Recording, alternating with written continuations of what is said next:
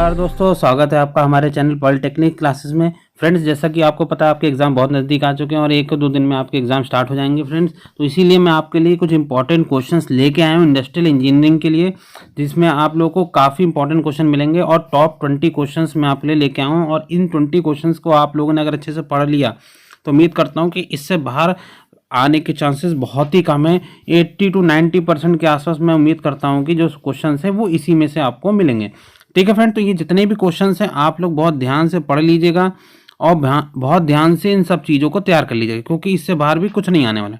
ठीक है फ्रेंड्स, और अपने दोस्तों के साथ शेयर कीजिएगा इस वीडियो को, जिससे ज़्यादा से ज़्यादा वीडियो लोग देख सकें आपके फ्रेंड्स और इसी तरीके से प्रिपरेशन कर सकें।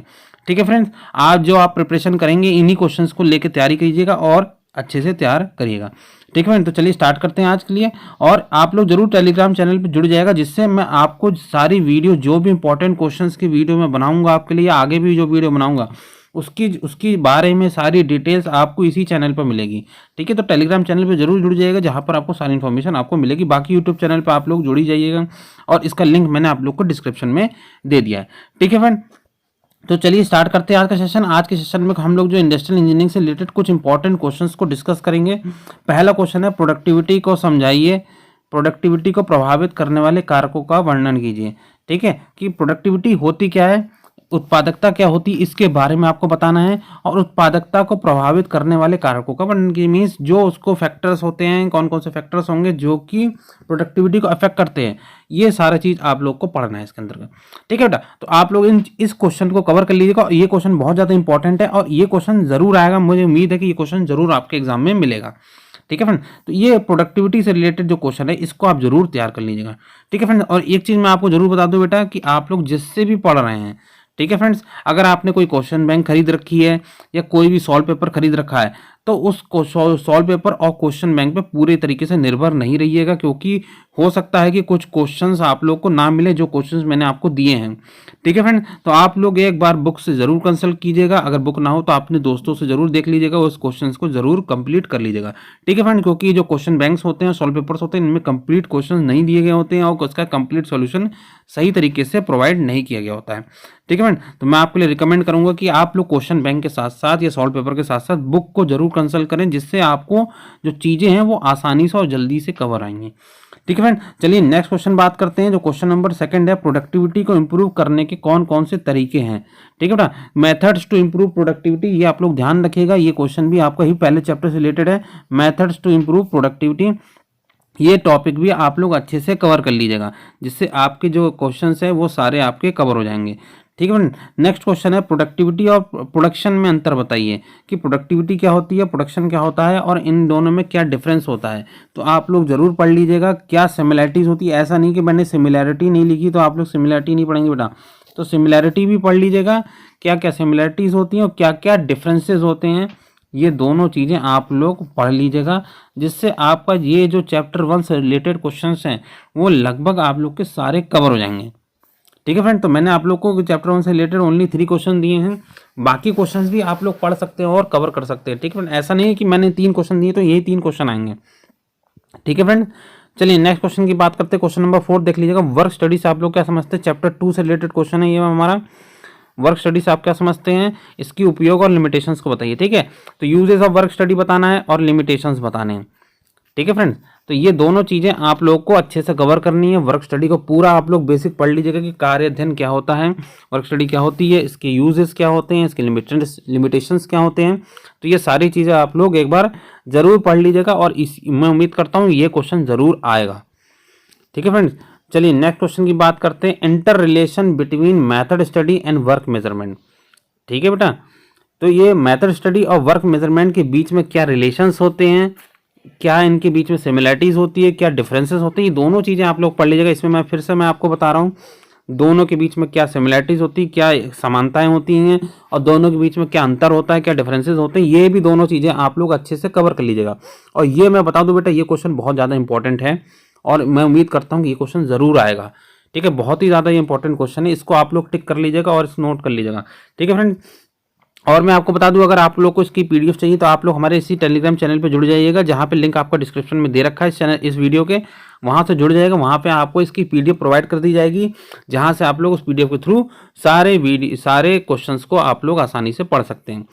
ठीक है फ्रेंड, नेक्स्ट क्वेश्चन की बात की जाए, क्वेश्चन नंबर 6 देख लीजिएगा, role of work study in improving productivity. तो वर्क स्टडी का क्या रोल रहता है प्रोडक्टिविटी को इंप्रूव कराने में, ये भी क्वेश्चन आप लोग पढ़ लीजिएगा। बहुत ही अच्छा क्वेश्चन है, और ये जो क्वेश्चन है इसके आने के चांसेस बहुत ज़्यादा होते हैं कि भाई वर्क स्टडी में प्रोडक्टिविटी क्या रोल है। तो आप लोग बेटा ये जो सेकंड चैप्टर से रिलेटेड जो मैंने 3 क्वेश्चन और दिए हैं बेटा, तो ये क्वेश्चंस भी आप लोग आसानी से कवर कर लीजिए, जिससे आपको जो सेकंड चैप्टर से रिलेटेड क्वेश्चंस हैं वो आपके कवर हो जाएंगे। ठीक है, आगे चलते बेटा नेक्स्ट क्वेश्चन की बात करें। क्वेश्चन नंबर 7 देख लीजिएगा, मेथड स्टडी से आप क्या समझते हैं, इसके उद्देश्य और बेसिक स्टेप्स को बताइए। ठीक है, तो what is method study, method study होती क्या, कार्यविधि अध्ययन क्या होता है, उसके बारे में आप लोग अच्छे से पढ़ लीजिएगा। उसके उद्देश्य ऑब्जेक्टिव्स को पढ़ लीजिएगा, उसके बेसिक स्टेप्स को भी पढ़ लीजिएगा। ठीक है फ्रेंड, तो मैंने काफ़ी क्वेश्चंस को इसमें एक ही क्वेश्चंस में मैंने काफ़ी क्वेश्चंस को कवर किए हैं चैप्टर 3 से।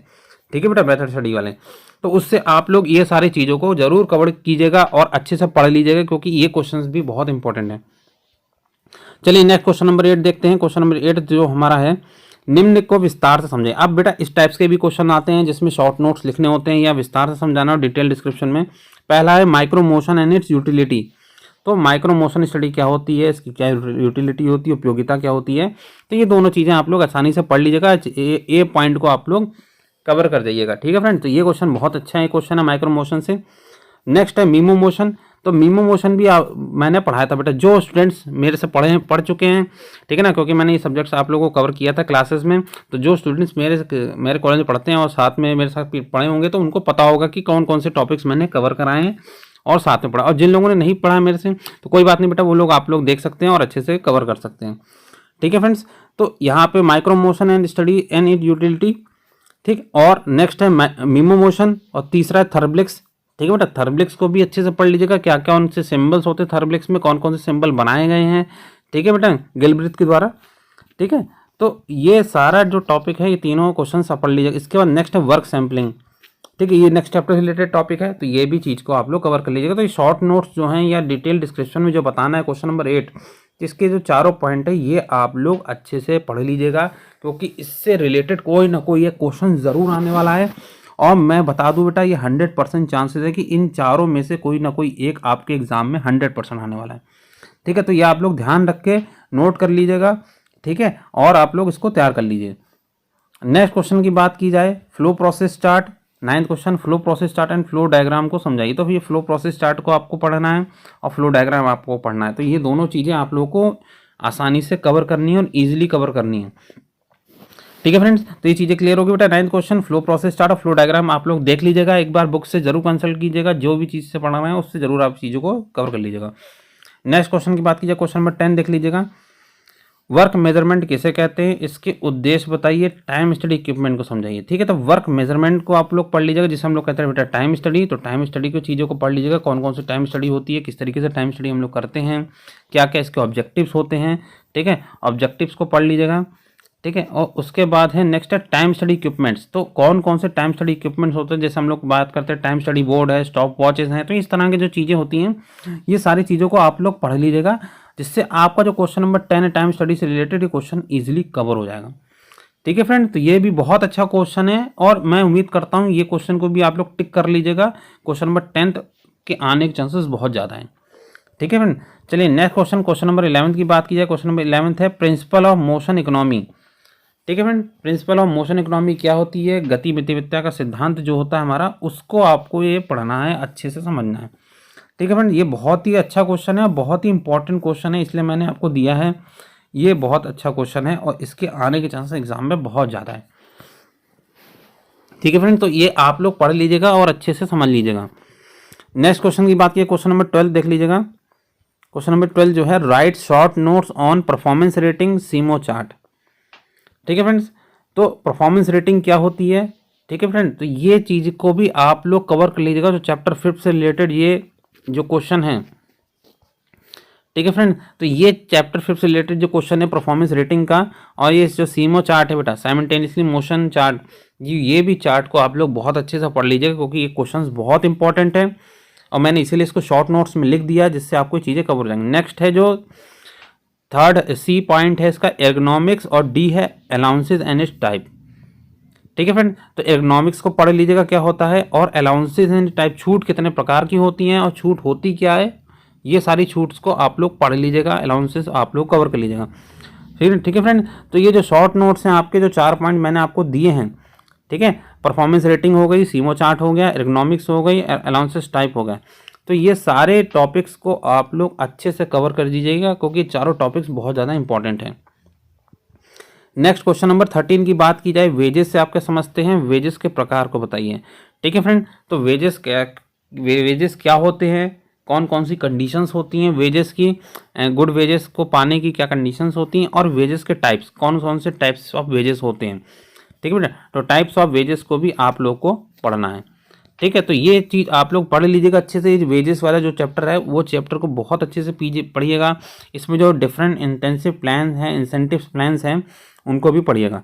ठीक है, आगे नेक्स्ट क्वेश्चन की बात करते हैं। क्वेश्चन नंबर 14 देख लीजिए, हेल्सी प्लान और रोवन प्लान। तो मैंने बेटा आप लोग को काफ़ी चीज़ें डिस्कस भी किया था क्लास में, जिन स्टूडेंट्स ने मेरे संग पढ़ा है तो उनको पता होगा, मैंने काफ़ी प्लान डिस्कस भी किए थे। ठीक है, तो इसमें क्या है बेटा कि कई सारे प्लान दे रखे हैं आप लोग के, हेल्सी प्लान होगा, रोवन प्लान होगा, टेलर डिफरेंशियल प्लान होगा, इस तरह से कई सारे प्लान्स हैं। तो इसमें से मैंने जो इंपॉर्टेंट प्लान थे वही मैंने लिखे हैं, हेल्सी प्लान और रोवन प्लान। इसको बहुत अच्छे से पढ़ लीजिएगा, समझ लीजिएगा कि हेल्सी प्लान में क्या होता है, क्या ऑब्जेक्टिव्स होते हैं, किस तरीके से हम लोग इसमें प्लान्स का यूज़ करते हैं, वेजेस को फाइंड आउट करते हैं। ठीक है बेटा, ये सारे प्लान्स आप लोग पढ़ लीजिएगा। इसमें और भी प्लान्स हैं, उनको भी पढ़ना बहुत ज़रूरी है।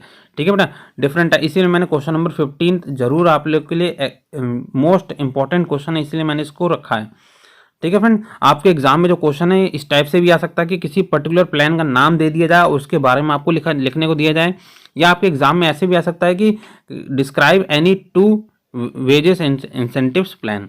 ठीक है फ्रेंड, तो इस तरीके से भी क्वेश्चन आ सकता है, क्वेश्चन किसी टाइप से भी आ सकता है, कोई पर्टिकुलर नाम लेके भी आ सकता है। इसीलिए मैं आपसे कह रहा हूँ कि आप लोग सारे प्लान्स को कंसीडर करिएगा, और जो प्लान इंपॉर्टेंट है वो मैंने प्लान आप लोग को क्वेश्चन नंबर 14 में दे दिया है। ठीक है फ्रेंड, ये चीज़ें क्लियर हो गई आप लोग को। ठीक है, 15 क्वेश्चन भी मैंने आपको ये चीज़ें बता दी हैं। ठीक है फ्रेंड, तो ये क्लियर होगा क्वेश्चन नंबर 14 तो 15। ठीक है, नेक्स्ट अब बात करते हैं क्वेश्चन जो नेक्स्ट चैप्टर से रिलेटेड है, स्टोर और मैनेजमेंट से। क्वेश्चन नंबर जो हमारा क्वेश्चन चैप्टर 7 है, स्टोर एंड मैनेजमेंट, उससे रिलेटेड क्वेश्चन है स्टोर के स्ट्रक्चर और लेआउट। ठीक है बेटा, स्टोर होता क्या है, स्टोर का क्या फंक्शंस होते हैं, स्टोर के जो स्ट्रक्चर्स होते हैं, स्टोर का जो लेआउट होता है, ये सारा चीज़ आप लोग को पढ़ना है। ठीक है फ्रेंड, तो ये चीज़ भी आप लोग अच्छे से पढ़ लीजिएगा और अच्छे से समझ लीजिएगा, और इनको क्वेश्चंस को कवर कर लीजिएगा। ठीक है फ्रेंड, तो 16 क्वेश्चन जो है स्टोर का जो है स्ट्रक्चर और लेआउट आप लोग अच्छे से पढ़ लीजिएगा। ठीक है, नेक्स्ट है क्वेश्चन नंबर 17 देख लीजिएगा, EOQ को समझाइए। EOQ क्या होता है, इसकी कैलकुलेशन कैसे करते हैं, इसकी गणना कैसे की जाती है, ये सब चीज़ों को आप लोग पढ़ लीजिएगा। EOQ इकोनॉमिक ऑर्डर क्वांटिटी जिसे कहते हैं हम लोग कंप्लीट। ठीक है, और उसके बाद इसकी कैलकुलेशन ऑफ EOQ कैसे हम लोग निकालते हैं, तो ये भी आप लोग पढ़ लीजिएगा। मैं उम्मीद करता हूँ बेटा EOQ से रिलेटेड एक क्वेश्चन कुछ ना कुछ ज़रूर आने वाला है। अगर ये क्वेश्चन नहीं आया तो ऐसा क्वेश्चन EOQ से जरूर पूछा जाएगा, जिससे आप लोग को करना ही करना पड़ेगा। ठीक है फ्रेंड, आपके एग्जाम में आपको पता है बेटा कई क्वेश्चंस आते हैं जो ऑब्जेक्टिव जो आपके और 3 में से 2 करने होते हैं, ऑब्जेक्टिव क्वेश्चंस होते हैं जिनमें से ऑप्शंस क्वेश्चंस होते हैं, जिनमें से कुछ क्वेश्चंस को करने होते हैं, तो आप लोग उसमें से स्किप भी कर सकते हैं। ठीक है फ्रेंड, तो ये चीज़ें आप लोग को क्लियर हो गई बेटा कि EOQ को आप लोग पढ़ लीजिएगा। ठीक है फ्रेंड, इसके बाद नेक्स्ट बात करते हैं क्वेश्चन नंबर 18 देख लीजिएगा, एक्सीडेंट के प्रकार और कारणों का विस्तृत उल्लेख कीजिए। ठीक है फ्रेंड, तो यहाँ पे एक्सीडेंट कौन सा बेटा, वो नहीं एक्सीडेंट जो हम लोग के ऑन रोड पे होते हैं, कोई कार का एक्सीडेंट होता है या कोई बाइक्स के एक्सीडेंट होते हैं, ये एक्सीडेंट की बात नहीं की जा रही। इसमें एक्सीडेंट की बात की जा रही कि जब आप किसी वर्क प्लेस पे काम करते हैं, किसी इंडस्ट्री में काम करते हैं, तो वहाँ पे कार्य करने के दौरान जो आपके संग एक्सीडेंट्स होते हैं, जो प्रॉब्लम्स क्रिएट होती हैं, तो उनके बारे में पढ़ना है। ठीक है फ्रेंड, तो ये चीज़ ध्यान रखिएगा, एक्सीडेंट के टाइप्स पढ़ लीजिएगा, एक्सीडेंट्स के कॉजेज पढ़ लीजिएगा, किस तरीके से एक्सीडेंट्स होते हैं और एक्सीडेंट को कैसे कंट्रोल किया जाता है, ये भी चीज़ आप लोग देख लीजिएगा। ठीक है बेटा, तो जो लास्ट चैप्टर है आपका चैप्टर नंबर 8 से, तो ये सब चीज़ें आप लोग कवर कर लीजिएगा, एक्सीडेंट्स के टाइप्स और एक्सीडेंट्स के कॉजेज। ठीक है, तो ये क्वेश्चन आपका कवर हो जाएगा। ठीक है फ्रेंड, इसके बाद नेक्स्ट क्वेश्चन नंबर 19 देख लीजिएगा। क्वेश्चन नंबर 19 है फैक्ट्री एक्ट 1948 क्या है। ठीक है बेटा, तो कारखाना अधिनियम जो होता है 1948, ये आप लोग जरूर पढ़ लीजिएगा। इसमें नियम जो है, इसका एक्ट जो है ये क्या कहता है, क्या इसका रोल है इसमें, क्या इसके ऑब्जेक्टिव्स हैं, ठीक है। तो ये सारी चीज़ें आप लोग अच्छे से पढ़ लीजिएगा। मतलब फैक्ट्री एक्ट को आप लोग ध्यान रखिएगा कि इसको पूरा पढ़ लीजिएगा, इसमें क्या क्या ऑब्जेक्टिव्स है, क्या उद्देश्य होंगे, क्या लक्ष्य होगा इसका, ठीक है, क्या स्कोप्स होंगे। तो ये सारा पॉइंट्स आप लोग कवर जरूर कीजिएगा, जिससे फैक्ट्री एक्ट से रिलेटेड जो क्वेश्चन है वो ज़रूर आएगा। और मुझे उम्मीद करता हूँ कि ये क्वेश्चन ज़रूर आने वाला है आपके एग्जाम में, ठीक है फ्रेंड। चलिए नेक्स्ट और लास्ट क्वेश्चन की बात की जाए, 20th क्वेश्चन में पहुंच गए हम लोग बेटा। 20th क्वेश्चन जो हमारा है, इसका पहला है बिन कार्ड। तो ये बिन कार्ड आप लोग को नहीं पता होगा, लेकिन आप लोग जरूर पढ़ लीजिएगा बिन कार्ड होता क्या है, ठीक है फ्रेंड। तो ये बिन कार्ड जरूर आएगा आपके एग्जाम में, इसको जरूर पढ़ लीजिएगा। ए पॉइंट हमारा है बिन कार्ड, ठीक है। नेक्स्ट है mechanical hazard types and causes, ठीक है। मैकेनिकल हैजर्ड्स आपके सिलेबस में बेटा 2 हैजर्ड्स दे रखे हैं, एक मैकेनिकल हैजर्ड है और दूसरा है इलेक्ट्रिकल हैजर्ड्स, ठीक है फ्रेंड। तो ये दोनों पढ़ लीजिएगा। मैंने आपको केवल इंपॉर्टेंट जो है मैकेनिकल हैजर्ड दे रखे हैं, तो मैकेनिकल हैजर्ड को आप लोग पढ़ लीजिएगा, इसके टाइप्स पढ़ लीजिएगा, इसके कॉजेज को भी आप लोग पढ़ लीजिएगा, ठीक है फ्रेंड। तो जिससे क्या होगा, आपका ये टॉपिक्स है वो कवर हो जाएंगे। उसके बाद नेक्स्ट है सेफ्टी कलर कोड्स, ठीक है फ्रेंड। तो सेफ्टी कलर कोड्स को भी आप लोग पढ़ लीजिएगा कि कौन कौन से कलर कोड्स का यूज़ किया जाता है किसी भी इंडस्ट्री में, किसी भी कंपनी में, कि जिस तरीके से वर्क है हमारा वो ईजिली सिंप्लीफाई हो सके, ठीक है फ्रेंड। तो ये सेफ्टी कलर कोड को भी आप लोग पढ़ लीजिएगा, ठीक है, मोस्ट इंपॉर्टेंट है। नेक्स्ट है बेटा standard time, calculation of standard time, कि स्टैंडर्ड टाइम को हम लोग कैसे निकालते हैं। किसी भी कंपनी में अगर हम लोग काम कर रहे हैं, कोई वर्क कंप्लीट हो रहा है, तो कितने टाइम में कंप्लीट हो रहा है और क्या क्या स्टैंडर्ड टाइम होना चाहिए, उसकी कैलकुलेशन को भी आप लोग को पढ़ना है, ठीक है फ्रेंड। तो ये चीज़ें आप लोग क्लियर हो गई। ये शॉर्ट नोट्स भी आप लोग को कवर करने हैं, जब तक शॉर्ट नोट्स आप लोग ये कवर कीजिए, ठीक है, जिससे आपको चीज़ें क्या होंगी, कवर हो जाएंगी, ठीक है फ्रेंड। तो मैंने आप लोग को बेटा 20 क्वेश्चंस इंडस्ट्रियल इंजीनियरिंग से रिलेटेड आपको बता दिए हैं, और इन्हीं 22 क्वेश्चंस को आप लोग 100% तैयार करके जाइएगा, ऐसा कोई क्वेश्चन छोड़ के नहीं जाइएगा, ठीक है फ्रेंड। क्योंकि अगर आप लोग ये 20 क्वेश्चन तैयार कर गए तो इससे बाहर बेटा बहुत कम चांस है कोई क्वेश्चन आए, ठीक है बेटा। तो आप लोग इस क्वेश्चंस को जरूर तैयार कीजिए, ठीक है, और इन सारी क्वेश्चंस को आप लोग कवर कीजिए और अच्छे से तैयार कीजिए। और आप, मैं उम्मीद करता हूं कि आप लोग सारे क्वेश्चन समझ में आ गए होंगे। सारे क्वेश्चंस को नोट अप कर लीजिएगा और टेलीग्राम चैनल से पीडीएफ डाउनलोड कर लीजिएगा, जिसपे आपको सारे क्वेश्चंस अवेलेबल इजीली मिल जाएंगे। अपने दोस्तों के साथ जरूर शेयर कीजिएगा इस वीडियो को, जिससे ज़्यादा से ज़्यादा ये लोग, आप लोग फ्रेंड्स अपने पढ़ सकें, और अपने दोस्तों को भी ये शेयर कीजिएगा, जिससे ज़्यादा से ज़्यादा लोग तैयारी कर सकें, ठीक है फ्रेंड्स। तो मिलते हैं नेक्स्ट क्लास में नेक्स्ट वीडियो के साथ। Okay, thank you friends.